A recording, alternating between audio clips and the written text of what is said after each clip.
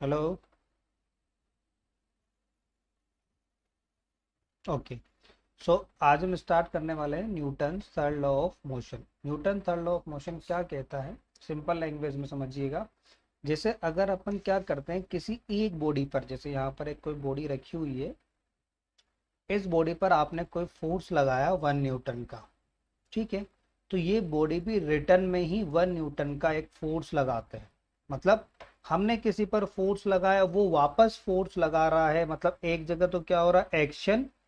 जो आप फोर्स लगा रहे हैं उसको हमने बोला एक्शन, और रिटर्न में क्या मिला हमें, वही फोर्स वापस मिला, उसको हम कहते हैं यहाँ पर रिएक्शन।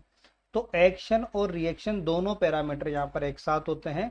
इसी को Newton third law of motion को एक्शन रिएक्शन पेयर या एक्शन रिएक्शन फोर्स भी बोला जाता है। क्या कहता है ये लो हमसे, to every action there is an equal and opposite reaction. अगर आप किसी बॉडी पर एक फोर्स लगाते हैं, एक्शन करते हैं, तो उसके रिटर्न में आपको उसी के बराबर इक्वल अमाउंट में और अपोजिट डायरेक्शन में एक रिएक्शन फोर्स मिलता है। जैसे हमारे पास कोई टेबल है, ठीक है। अब इस टेबल को जो आपने ग्राउंड पे रखा, तो देखो अगर इस टेबल का 10 किलोग्राम का मैं वेट मान लेता हूं, तो इस 10 किलोग्राम के वेट के कारण इसको नीचे जाना चाहिए था, पर ये नीचे नहीं जाती। इसका मतलब इसको ऊपर भी नहीं जा रही। मैं ये नहीं कह रहा कि नीचे जा रही, ये ऊपर भी नहीं जा रही। इसका मतलब अगर ये बॉडी रेस्ट पर है, हमने पहले भी सीखा था कि अगर कोई बॉडी रेस्ट पर है, इसका मतलब ये नहीं है कि उस पर लगने वाले फोर्स जीरो हैं।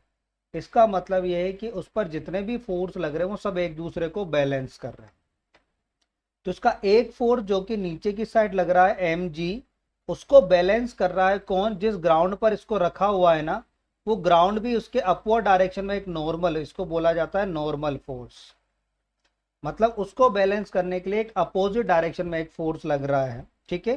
तो इसको आप कह सकते हैं एक्शन। जो नीचे लग रहा है वेट के कारण वो तो एक्शन, और जो सरफेस लगा रही हो उस पूरी टेबल के ऊपर, वो आपका रिएक्शन फोर्स हो गया। एक्शन और रिएक्शन फोर्स जो लगते हैं वो कभी भी एक बॉडी पर नहीं लगते, हमेशा दोनों अलग अलग बॉडी पे लगते हैं। एक्शन कहाँ लग रहा है, अर्थ पर। रिएक्शन कहाँ लग रहा है, टेबल पर। ठीक है, आया समझ में एक्शन रिएक्शन का हल्का सा डेमोस्ट्रेशन।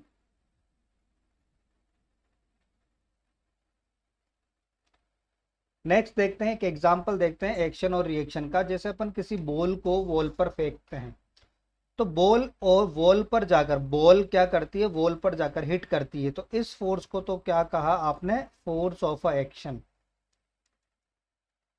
इस फोर्स को हम क्या बोलते हैं, एक्शन फोर्स। किस फोर्स को हमने एक्शन फोर्स बोला, हमने उस फोर्स को एक्शन फोर्स बोला जो बॉल किस पर लगा रही है, वॉल पर। बॉल किस पर फोर्स लगा रही है, वॉल पर, इसको हमने बोला एक्शन फोर्स। ठीक है। अगले सेकंड पे क्या होता है, क्या बॉल यहां आकर चिपक जाती है, नहीं, बॉल वापस जाती है। बॉल वापस जा रही है, इसका मतलब क्या हुआ होगा, इसका मतलब वॉल ने भी बॉल को वापस धक्का दिया। धक्का दिया मतलब एक फोर्स लगाया, उस फोर्स को हमने बोला फोर्स ऑफ रिएक्शन। इसको फोर्स को हमने बोला रिएक्शन। जो किसने किस पर लगाया, वॉल ने लगाया किस पर, बॉल पर। ठीक है। एक्शन किसने किस पर लगाया था, एक्शन लगाया था बॉल ने वॉल पर। रिएक्शन लगाया किसने, वॉल ने बॉल पर। तो force of action, force of action को हमने यहां पर लिखा है,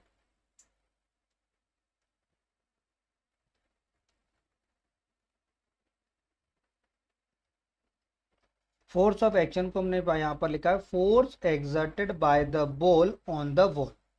force exerted by the ball on the wall. ठीक है, बॉल ने वॉल पे लगाया, उस फोर्स को हमने एक्शन फोर्स बोला। ठीक है। इसी तरह से आपके पास रिएक्शन फोर्स है। रिएक्शन फोर्स क्या कहता है, force exerted by the wall. Force यहां लिखता हूं मैं एक बार, इस स्टेटमेंट को तो समझना। फोर्स एक्सर्टेड बाय, किसने लगाया, बाय द वॉल। किस पर लगाया, ऑन द बॉल। ठीक है, किसके कारण लगा, ड्यू टू रिएक्शन फोर्स।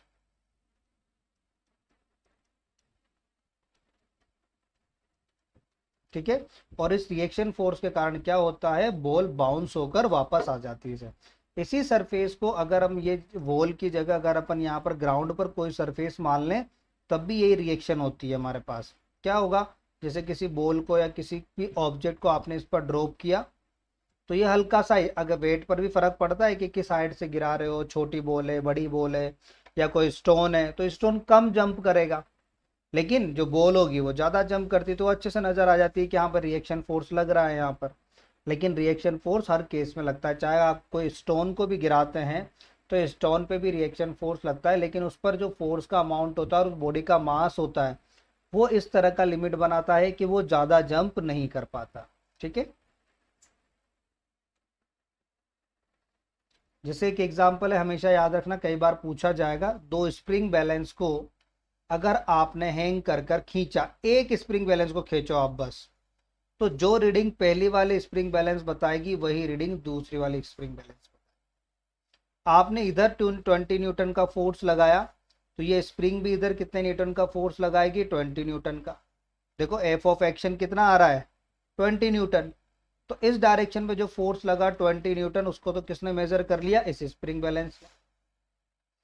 अब इसके रिएक्शन में भी तो फोर्स लगेगा, इसके रिएक्शन में जो फोर्स लगेगा उसको कौन मेजर करेगा, ये दूसरी स्प्रिंग।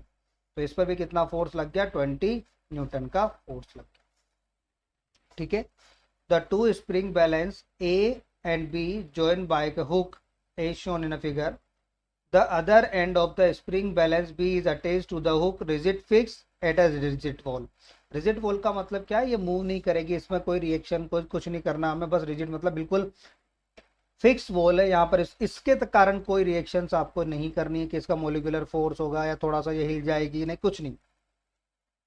ठीक है, तो यहाँ पर ये बिल्कुल रिजिड है, मतलब ये बिल्कुल भी नहीं लगी। ठीक है, तो उस कारण से यहाँ पर तो कोई फोर्स लगेगा नहीं, तो जो जो रिएक्शन फोर्स लगेगा वो किस पर लगेगा, इस वाले स्प्रिंग बैलेंस पर, और वो मेजरमेंट होगा किस फॉर्म में, रिएक्शन फोर्स की। तो देखो दोनों का फोर्स ऑफ एक्शन और फोर्स ऑफ रिएक्शन दोनों की जो डायरेक्शन है वो अपोजिट है, लेकिन इनका मैग्नीट्यूड कैसा है, इक्वल है यहाँ पर। तो यही हमारा Newton third law of motion कहता है, every action has a equal and opposite reaction. अगर कहीं पर आपने जैसे कहा कि कोई ना एक गाल पे थप्पड़ मार दे तो कोई दूसरे गाल पे भी थप्पड़ मार देता है, ठीक है, आजकल चलता है, गांधी जी वाले जमाने तो है ही नहीं। तो उस टाइम ये भी क्या है, एक एग्जाम्पल है समझने के लिए, जैसे आपने एक एक्शन किया, रिएक्शन की फॉर्म में आपको रिप्लाई मिल जाता है। ठीक है,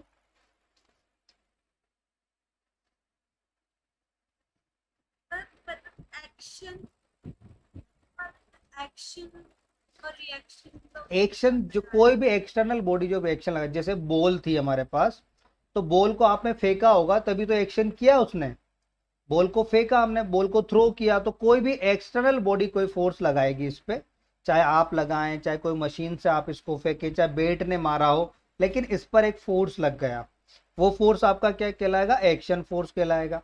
लेकिन जैसे ही ये किसी वॉल पर जाकर टकराती है, तो अब वॉल उस फोर्स को, या तो ये हो कि ये वॉल टूट के आगे चली जाए, या तो ये होना चाहिए कि बॉल इतना तेज आए कि ये टूट कर वापस चली जाए। लेकिन अगर ये टूट के वापस नहीं जा रही, इसका मतलब ये भी क्या कर रही, ये अपने वेट के कारण, अगर बहुत थर्माकोल की वॉल बना देता है यहाँ पर तो गिर जाती, लेकिन ये जो वॉल बनी हुई है इसका खुद का भी तो कुछ इनर्शिया है, इसका खुद का भी कुछ वेट है बॉल वॉल का, तो उसके कारण ये क्या करती है, बॉल पर रिएक्शन फोर्स लगा देती है। ठीक है, अगर इसकी जगह थर्माकोल की वॉल होती तो गिर जाती है आराम से। लेकिन यहाँ पर जो कंक्रीट की वॉल यहाँ पर बनी हुई है, इसका खुद का अपना वेट है, अपना मास है, तो इस बॉल से तो ये नहीं गिरेगी। जब नहीं गिरेगी तो ये जो एक्शन फोर्स इस पे लगेगा, उसके रिप्लाई में इसको क्या देना होगा, एक रिएक्शन देना होगा। या तो उस एक्शन फोर्स के कारण ये बॉल आगे जाए, वॉल अगर ये आगे नहीं जा रही है, इसका मतलब ये क्या कर रही है, एक रिएक्शन कर रही है, उसको रोक रही है। और कब तक रोकेगी, जब तक इसमें ताकत है। ठीक है,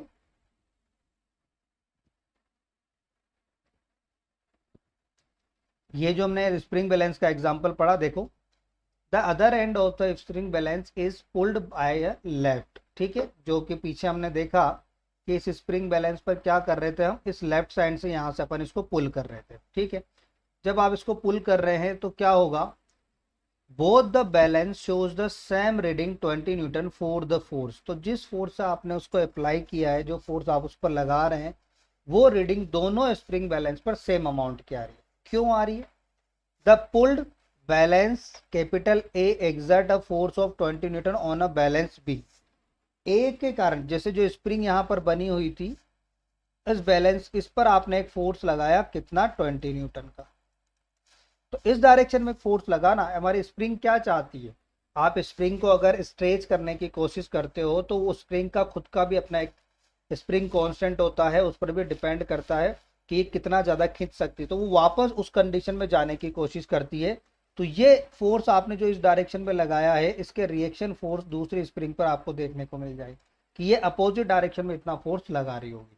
ठीक है, तो it acts as a action B pull the balance B A in opposite direction with the force over 20। Same amount के फोर्स से एक दूसरे को खींच रहे हैं, जिसके फोर्स को हम क्या कहते हैं? रिएक्शन फोर्स कहते हैं।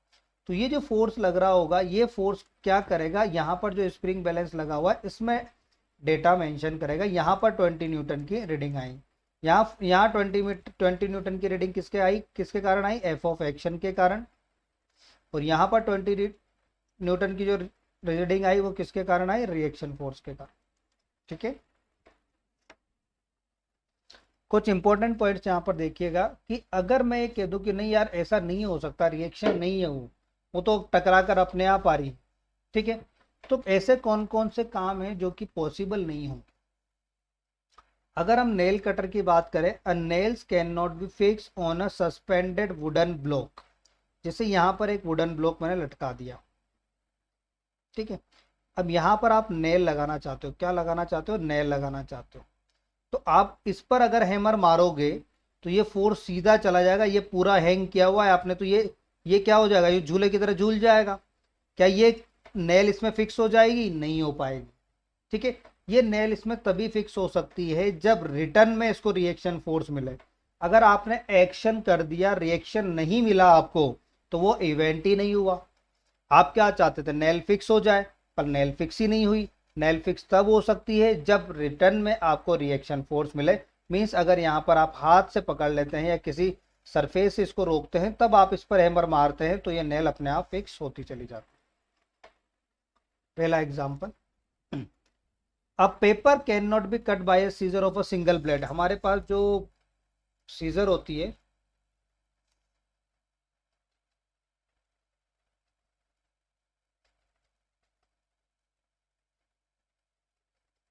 ठीक है, अब इस सीजर में क्या होगा? अगर मैं एक ब्लेड को हटा दूं, अगर एक ब्लेड को अगर हटा दिया जाए, तो क्या ये किसी पेपर को काट सकती? नहीं, क्योंकि एक्शन होगा लेकिन रिएक्शन नहीं मिल पाएगा उसको। और रिएक्शन करने के लिए आपको दूसरी प्लेट को वहां पर, दूसरी ब्लेड को वहां पर होना जरूरी है, तभी जाकर वहां पर रिएक्शन होगा, और रिएक्शन होगा तभी पेपर कट हो पाएगा। पेपर मान लें या जो कोई भी कपड़ा मान लें, कोई भी ऐसा मटेरियल जो कि इस नाइफ से या फिर इस सीजर से कट सकता हो, वो मटेरियल नहीं कटेगा। कब तक? जब तक आपने दूसरी ब्लेड यूज नहीं की। A hanging piece of paper can not be cut by a blade. Let suppose आपने कोई पेपर है यहाँ पर हैंग कर दिया, ठीक है, आपने यहाँ पर पकड़ रखा है उसको। अगर आप किसी ब्लेड को इस पर मारोगे तो ब्लेड के कारण क्या होगा? ब्लेड का जो पॉइंट है वो वाकई में बहुत शार्प है, लेकिन फिर भी जैसे आप पेपर पर उसको मारोगे तो ये क्या करेगा? इस पर फोर्स लगाएगा, और फोर्स के कारण ये पेपर पीछे की साइड चल जाएगा। अगर पेपर पीछे की साइड चला गया तो ये कटेगा नहीं। ये कट तभी सकता है जब पेपर कुछ ना कुछ रिएक्शन फोर्स लगाए। अगर पेपर ने थोड़ा सा भी रिएक्शन फोर्स लगाया तो एक छोटा सा कट इस पेपर में जरूर लग जाए, लेकिन अगर रिएक्शन नहीं हुआ तो ये पेपर नहीं कटेगा। Writing on hanging page is impossible. जब भी आपको किसी पेपर पर लिखना होता है तो आपको नीचे एक सपोर्ट की रिक्वायरमेंट होती है हमेशा। अगर अपन इसी पेपर को हैंग कर दूं, मैं पेपर को हैंग कर दिया और आपसे कोई के पेन चला के लिखो भैया इस पे, आप लिखो, आप इस पे लिखो, तो जैसे आप लिखने लगोगे पेपर पीछे चला जाएगा, पेपर पीछे चला जाएगा, आप लिख नहीं पाएंगे। ठीक है, तो इस जगह भी आपको क्या चाहिए? अगर आप उस पर कोई फोर्स लगा रहे हैं तो उसके रिएक्शन फोर्स वहां पर होना चाहिए, जिसी की वजह से आप उस पर लिख पाएंगे। ठीक है, hitting on a piece of a sponge does not produce a reaction. अगर स्पंज आपने देखा एक तरह का, बिल्कुल इस तरह का फोम है कि आप उसको दबाते हो आराम से दब जाता है। Hitting on a piece of a sponge does not produce a reaction, you don't not enjoy hitting. अगर आपने किसी स्पंज को हिट किया और उसने अगर कोई रिएक्शन नहीं किया, क्योंकि स्पंज बिल्कुल बहुत सॉफ्ट मटेरियल है आपका पास, लेकिन सॉफ्ट मटेरियल होने के बावजूद भी ये रिएक्शन करता है। अगर आप किसी भी स्पंज को इस तरह का टुकड़े में अगर लेंगे और उसको दबाते हैं तो रिएक्शन, जैसे पहले आपने इसकी शेप ऐसे कर दी, छोटी कर दी बीच में से दबा के, तो जैसे आप इसको हल्का सा रिलीज करेंगे ये वापस उसी शेप में आ जाएगा। तो उसी शेप में कब आ पाया? जब कोई रिएक्शन फोर्स लग रहा तभी तो आ पाया। अगर ये रिएक्शन फोर्स नहीं होता तो ये वापस उस शेप को गेन नहीं कर पाता। तो ये सारे फिनोमिनाज है आपके किसके? No action is possible without reaction. Action and reaction are balanced, ठीक है। अभी हमने पढ़ा कि ये अपोजिट होगा और इक्वल अमाउंट में होगा, ठीक है। तो action and reaction through equal and opposite are not balanced, ये बैलेंस नहीं है। इक्वल और अपोजिट है, ये करेक्ट है। बैलेंस होना एक पॉइंट पर, एक पर्टिकुलर पॉइंट पर लगने वाली बात, मीन्स एक पर्टिकुलर पॉइंट पर इस डायरेक्शन में और इस डायरेक्शन में अगर लगा तो बैलेंस होगा। नॉट बैलेंस का मतलब है अगर एक इस डायरेक्शन में लग रहा होगा तो जरूरी नहीं एक इस डायरेक्शन में भी लग सकता, कहीं पर भी दो डायरेक्शन होगी, एक्शन भी होगा और रिएक्शन भी होगा, लेकिन ये बैलेंस नहीं होंगे। बैलेंस तभी हो सकते हैं जब दोनों एक दूसरे के इफेक्ट को कैंसिल कर सकें, बट ये एक दूसरे के इफेक्ट को कैंसिल नहीं करते। Not balance because they act on a two different body. ऐसा क्यों होता है? क्योंकि ये दोनों अलग अलग बॉडीज पे लगते हैं। सेम बॉडी पर लगे तो जाके पॉसिबिलिटी बनती है कि एक दूसरे को कैंसिल कर पाए। जैसे आपने कई बार देखा होगा कि पानी में अगर आपके पास, हाँ बेटा क्या समझ में नहीं आया बेटा बताओ? ये बैलेंस। जैसे अभी देखो मैंने क्या किया, एक व्यक्ति है यहाँ पर, ये नाव है आपके पास पानी में, अभी बताते हैं इसको समझाते हैं, ठीक है। अगर यहाँ पर एक 40 किलो का आदमी इस पर पैर रखकर जंप करता है, तो देखो ये जंप करके, जब ये जंप करता है तो ये कहाँ फोर्स लगाता है? डाउनवर्ड डायरेक्शन, ठीक है। इसने नाव पर कहाँ फोर्स लगाया? नीचे की साइड फोर्स लगाया और जंप करके ये आगे की साइड गया। तो 40 किलो का व्यक्ति इसको 1 सेंटीमीटर ही अंदर लेके जा पाया पानी में, ठीक है। तो एक्शन किस पे लगा था? एक्शन फोर्स लगा आपका पानी पे, सॉरी नाव पे, बोट पे। और रिएक्शन किसने लगाया? वाटर पे। रिएक्शन कौन लगा रहा है? वाटर लगा रहा है। वाटर और बोट दो अलग अलग बॉडीज हो गई। तो इन अलग अलग बॉडीज को, क्योंकि बोट पर जो भी आप रिएक्शन लगाओगे वो डिपेंड करेगा बोट कैसी है। भाई वाटर तो आपका सेम है, लेकिन बोट के ऊपर भी डिपेंड करेगा और आपके पर्सन के ऊपर भी डिपेंड करेगा कि इसका वेट कितना है। तो दोनों अलग अलग बॉडीज है, इसलिए एक्शन और रिएक्शन एक दूसरे को बैलेंस नहीं करते हैं कभी भी, ठीक है। अगर कोई बैलेंस करने का मतलब है दोनों बराबर होना, और बैलेंस नहीं करने का मतलब है एक पर ज्यादा और एक पर कम।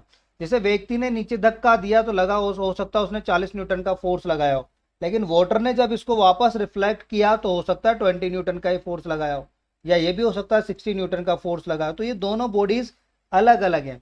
फोर्स लग रहा है, इक्वल अमाउंट का नहीं लगेगा, इक्वल अमाउंट का लगेगा तो बैलेंस नहीं होगा। इक्वल अमाउंट का तो मतलब ही यही हो गया कि ये डायरेक्शन बराबर हो गई। भाई ये नाव है ना पूरी, इसने जो फोर्स लगाया वो इस पॉइंट पर लगाया, तो ये जो वाटर लगाएगा ये पूरी सरफेस पर जंप कराएगा, ना कि इस पर्टिकुलर पॉइंट पर। तो वहां पर अमाउंट कम हो जाता है, इस पर्टिकुलर पॉइंट पर जो फोर्स लगेगा वो कम रहेगा। आया कुछ समझ में? Yes sir. चलो देखते हैं आया कि नहीं आया। जैसे यहां पर देखो, any pair of equal and opposite force is not a action reaction pair. अगर हमने एक डेफिनेशन पढ़ी पहले स्टार्टिंग में एक्शन रिएक्शन पेयर की या Newton third law of motion की, कि every bodies apply a action force and at react reaction force. तो दोनों फोर्स में क्या बैलेंस होता है, क्या रिलेशन होता है? इक्वल और अपोजिट। तो इसका मतलब ये नहीं है कि हर फोर्स जो कि इक्वल और अपोजिट डायरेक्शन में लग रहा हो तो वो एक्शन और रिएक्शन है। ये बुक टेबल पे रखिए, नीचे की साइड फोर्स लगा रही है कितना? W, और रिएक्शन में इतना ही फोर्स लग रहा है N। तो यहां पर दोनों फोर्स इक्वल और अपोजिट है, N और W दोनों का इक्वल अमाउंट है, डायरेक्शन अपोजिट है, लेकिन इसका मतलब ये नहीं कि ये एक्शन रिएक्शन पेयर है, ये एक्शन रिएक्शन पेयर नहीं है। हर इक्वल और opposite force action reaction pair नहीं होगा। इक्वल एंड अपोजिट हो गया इसका मतलब ये नहीं कि वो एक्शन और रिएक्शन है। ठीक है, देखो क्या हो रहा है यहां पर, the force capital N is applied by the table on the book. मतलब अपवर्ड डायरेक्शन में जो नॉर्मल फोर्स लग रहा था वो कौन लगा रहा था, टेबल लगा रही थी, किस पर, बुक पर। It reaction will be force applied by a book on table, और बुक किस पर फोर्स लगा रही थी, टेबल पर। Weight W is the force applied by earth on the book. अब देखो क्या हो रहा है, यहां पर जो बुक है वो जो फोर्स लगा रही है वो कहां पर लग रहा है, ये फोर्स जो डब्ल्यू होता है ये एम जी होता है, और ये हमेशा कहां पर होता है, toward the centre of earth. तो इसी चीज को फोकस करना। Weight W is the force applied by the earth on the book. Earth जिस फोर्स से हमें अपनी तरफ अट्रैक्ट करती है उसी को उसका बॉडी का वेट कहते हैं। तो ये फोर्स किसने लगाया, अर्थ ने लगाया बुक पर अपनी तरफ खींचने के लिए। ठीक है, it's reaction will be force applied by the book on the earth, और इसके रिएक्शन में क्या हो रहा है, बुक भी फोर्स लगा रही है किस पर, अर्थ पर। ये जो W लगा है फोर्स, ये किसने किस पर लगाया, अभी हमने कहा कि ये बुक लगा रही है, नहीं, ये कौन लगा रहा है, अर्थ लगा रही है बुक पर। अर्थ किस पर फोर्स लगा रही है, बुक पर नीचे की साइड खींच रही है। तो इसके रिप्लाई में क्या होता है, जो बुक है वो अर्थ पर रिएक्शन फोर्स लगा रहा है अपवर्ड डायरेक्शन। तो यहां फोर्स कहां लग रहा है, अर्थ पर और बुक पर, वो एक्शन रिएक्शन है, ना कि टेबल पर और बुक पर लगने वाले फोर्स एक्शन रिएक्शन। आया कुछ समझ में।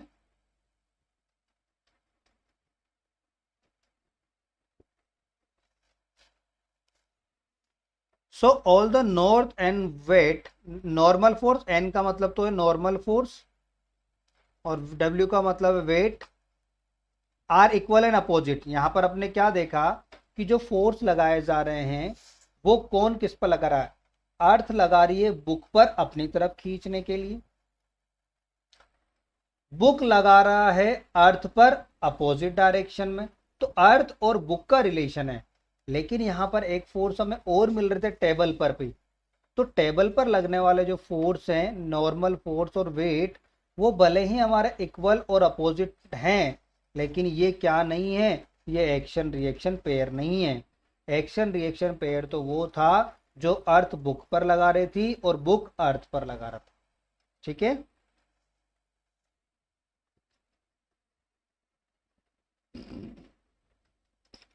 Examples of a Newton third law of motion. जब आप स्विमिंग करते हैं तो हम क्या करते हैं, स्विमिंग में हम हमारे हाथों से पानी को पीछे की साइड फोर्स लगाते हैं, और पानी हमें उसी के कंडीशन पर हमें आगे की साइड फोर्स लगाता है। तो ये भी एग्जांपल है, swimming of a man is a example of a Newton third law of motion. चलिए पढ़ते हैं इसको एक बार। The man swing because the pushes water backward action. Man क्यों स्विमिंग कर पाता है, क्योंकि मैन जो फोर्स लगाता है अपने हाथों से वाटर पर पीछे की साइड, तो वाटर वापस उसको एक रिएक्शन फोर्स देता है आगे की साइड। तो इस कारण से व्यक्ति स्विमिंग कर पाता है और वो आगे की साइड मूव कर पाता है। ठीक है, the man swing because the pushes water backward, वो क्या करता है, पानी को पीछे की साइड धक्का देता है बैकवर्ड डायरेक्शन में, that is the action force. और वाटर पुशेज मैन फॉरवर्ड, और वाटर क्या करता है, उस मैन को फॉरवर्ड डायरेक्शन में फोर्स लगाता है, उसको हम यहाँ पर कहते हैं रिएक्शन फोर्स, उसको हम यहाँ पर कहते हैं रिएक्शन फोर्स। तो swimming of a man is example of a Newton third law of motion. यहाँ देखो, जब हम सरफेस पर चलते हैं तो हम इस तरह से चलते हैं, जब भी हम चलते हैं इस तरह से एक फोर्स लगाते हैं नीचे। तो ये आप कहाँ फोर्स लगा रहे हो, एक्शन क्या है इसमें, you pushing on a ground, हम ग्राउंड पर धक्का देते हैं, हमारे पैर से हम कहाँ धक्का दे रहे हैं, कहाँ फोर्स लगा रहे हैं, कहाँ पुश कर रहे हैं, ग्राउंड पर। और उसके रिप्लेसमेंट में, उसके रिटर्न में हमें क्या मिलता है, एक रिएक्शन फोर्स मिलता है, ग्राउंड पुशिंग टू यू। और ग्राउंड हमें पीछे की साइड धक्का देता है, वापस ऊपर की साइड धक्का देता है, इसलिए हम आगे बढ़ पाते हैं। अगर हम इस जगह बिल्कुल स्मूथ सरफेस बना दें, बिल्कुल फिसलन वाली सरफेस अगर हम बना दें, तो हम उतना फोर्स नहीं लगा पाते जितना हम लगाना चाहते हैं, और हम क्या करते हैं, फिसल जाते हैं। हमारा जो फोर्स होता है वो इस तरह से लग जाता है कि हमारा पैर यहाँ पर फिसल जाता है, तो हम फोर्स नहीं लगा पाते। जब हम फोर्स नहीं लगा पाए तो रिएक्शन फोर्स भी नहीं होता, और हम वहां पर क्या हो जाते हैं, वहां से चल नहीं पाते, हम गिर जाते हैं वहां पर।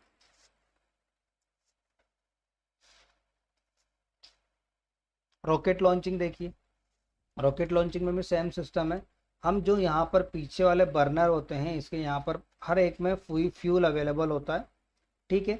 जैसे जैसे ये फ्यूल जलता जाता है, फ्यूल जलता है तो पीछे की साइड फोर्स लगाता है, बैकवर्ड डायरेक्शन में ये फोर्स लगाता है, और इसके रिटर्न में हमें अपवर्ड डायरेक्शन में फोर्स लगाता है, जिससे रॉकेट अपवर्ड डायरेक्शन में मूव करता है। The burn gases are exhausted from behind with high speed giving the gas backward momentum. ये इतनी ज़्यादा हाई स्पीड से बाहर निकलती हैं गैसेस जलने के बाद, या burning of gases, burn gases हमारी इतनी फास्ट रेट पर बाहर निकलती हैं कि ये हमें अपवर्ड डायरेक्शन में फोर्स प्रोवाइड कर देती हैं, या हम कह सकते हैं बैकवर्ड डायरेक्शन में मोमेंटम प्रोवाइड कर देती है, जिसको हम क्या कहते हैं, एक्शन फोर्स कहते हैं। The exhausted gas impart of a jet और rocket in a forward momentum reaction. और हमें क्या करता है, ये गैस कहाँ फोर्स लगा देता है, रिटर्न अपवर्ड डायरेक्शन में फोर्स लगाता है, जिससे हमारा रॉकेट अपवर्ड डायरेक्शन में मूव करता है। द जेट और रॉकेट दोनों मूव इसी सिस्टम पे करते हैं। देखो, rocket pulls earth up, earth pulls rocket are down, ठीक है। Exhausted gases push the rocket in up, engine pushes exhausted gas down. Engine जो यहाँ पर अवेलेबल है वो गैसेस को पीछे की साइड धक्का देता है, वेरी फास्ट रेट पर, बहुत तेज रेट पर, और यही गैसेस हमें अपवर्ड डायरेक्शन में एक फोर्स प्रोवाइड करते हैं, जिससे हमारा रॉकेट, जेट, ये सब लॉन्च होते हैं और ये हाई स्पीड को गेन करते हैं। इसी तरह से हमारे गन और बुलेट का भी सिस्टम यही है कि जब हमारे पास गन है तो हम जैसे इसके ट्रिगर को पुश करते हैं, तो ट्रिगर को पुश करने के बाद क्या होता है, बुलेट आगे जाती है किसी हाई स्पीड पर, और गन हल्का सा पीछे आती है पिक्सर डायरेक्शन में। तो ये भी एक एक्शन और रिएक्शन पेयर होता है, जिसमें कौन एक्शन कर रहा है, force on a bullet is action होता है, recoil of a gun is a reaction. मतलब जब गन को फायर किया जाता है तो जो बुलेट आगे जाती है वो तो आपका एक्शन है, और इस एक्शन के कारण जो गन हल्का सा पीछे आती है वो रिएक्शन फोर्स कहलाता है आपके पास। इसको हम आगे और ज़्यादा डीपली भी पढ़ेंगे। क्या पॉइंट है देखिएगा, a loaded gun has a bullet inside it when the gun trigger is press. जैसे हम गन के ट्रिगर को प्रेस करते हैं, the powder inside the cartridge explode. इसके अंदर जो भी पाउडर्स हैं, जो भी एक्सप्लोजिव मटेरियल रहता है वो एक्सप्लोड होता है, and the force of action act on the bullet, और ये फोर्स लगाती है किस पे, बुलेट पे, and make the light bullet come out, और वो बुलेट बाहर निकलती है वेरी हाई स्पीड से, of a barrel with a high velocity. The heavy gun moves behind, gun का पीछे आने को हम यहाँ पर एक वर्ड याद रखिएगा, रिकॉइल। रिकॉइल का वर्ड ही क्या है, गन कहाँ आ रही है, आपके पीछे की साइड आ रही है। Small due to a force of a reaction, और किसके कारण होता है ऐसा, force of reaction. Every action has a reaction. This is also example of a law of conservation of linear momentum. ठीक है, इसको हम पढ़ेंगे कि लीनियर मोमेंटम का कंजर्वेशन क्या है, पर यहाँ तक आपको समझ में आ गया होगा बिल्कुल। तो गन और बुलेट भी हमारे पास इसी तरह के हैं, एग्जाम्पल्स हैं। मैन और बुलेट का हम पहले डिस्कस कर चुके हैं। तो अभी तक की क्लास में आपने क्या समझ में नहीं आया, डाउट पूछे पहले तो।